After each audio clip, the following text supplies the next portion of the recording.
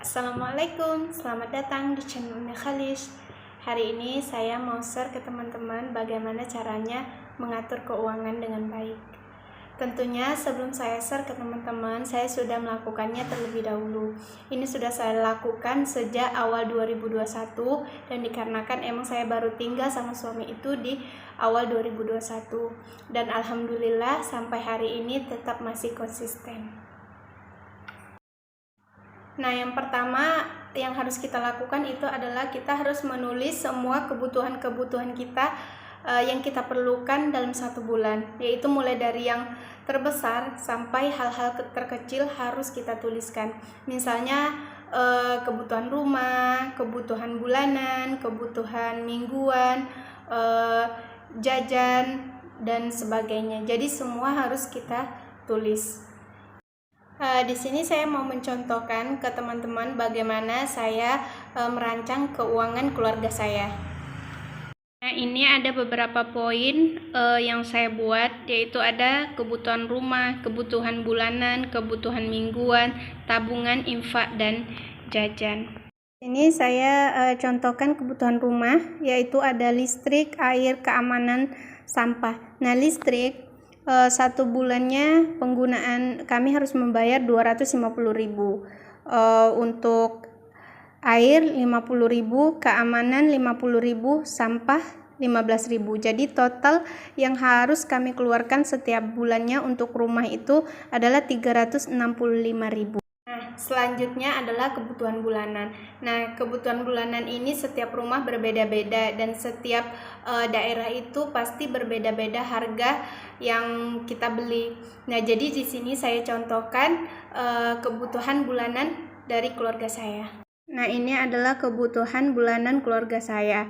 Nah, ini tuh ada kebutuhan untuk keperluan dapur, laundry, mandi, dan juga jajan-jajanan untuk stok per bulannya.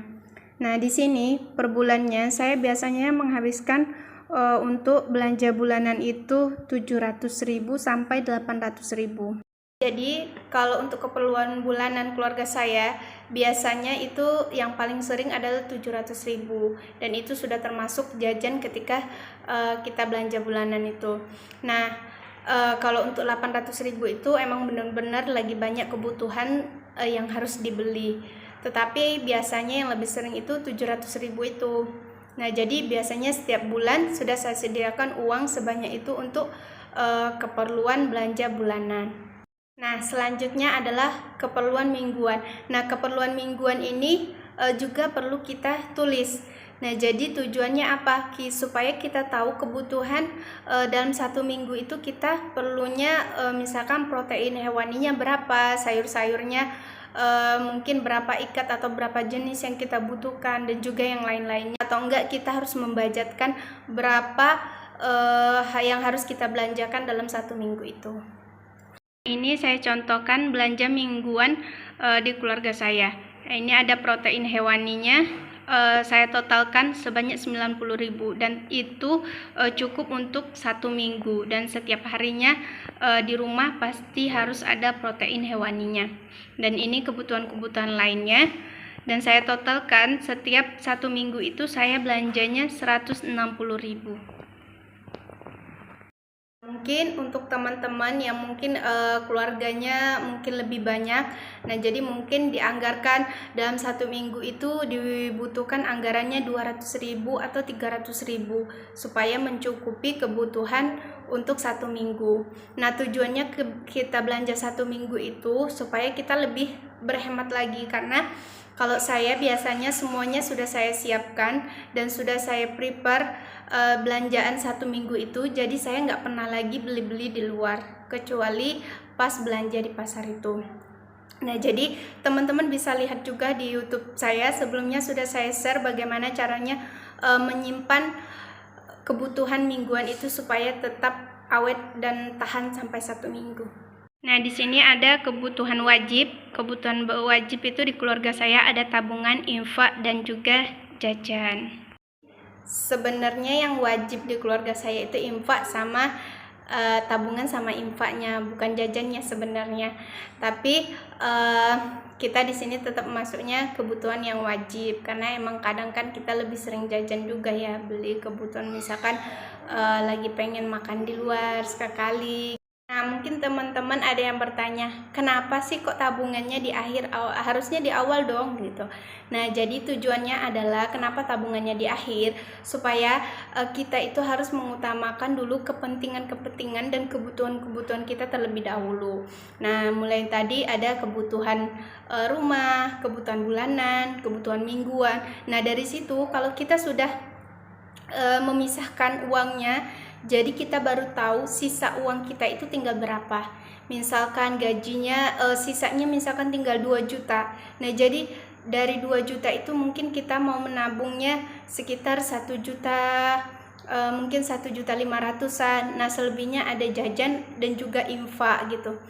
Jadi dengan begitu kita tahu posisi uang kita itu tinggal berapa. Jadi tinggal kita membagi-baginya untuk 3 poin itu yang tersisa, yaitu tabungan, infak, dan juga jajan. Nah, infaknya opsional ya teman-teman, kalau teman-teman mau itu lebih baik, karena kita kan infak itu untuk kebutuhan akhirat kita ya. Nah, ini saya contohkan ke teman-teman. Jadi setiap uang kalau habis gajian itu biasanya langsung diserahkan ke saya uangnya, dan uangnya itu langsung saya kasih not satu-satu. Nah, jadi di sini saya contohkan ini untuk kebutuhan rumah. Nah, kebutuhan rumah ya tadi ada listrik, ada sampah, keamanan, dan juga air. Nah, jadi di sini sudah ada semua. Jadi sudah saya buat list. Ini adalah kebutuhan untuk rumah. Nah, selanjutnya adalah kebutuhan bulanan. Nah, kebutuhan bulanan itu karena saya belanjakan, jadi sisanya itu adalah gas sama air mineral yang belum saya belikan. Selebihnya sudah saya belikan semuanya.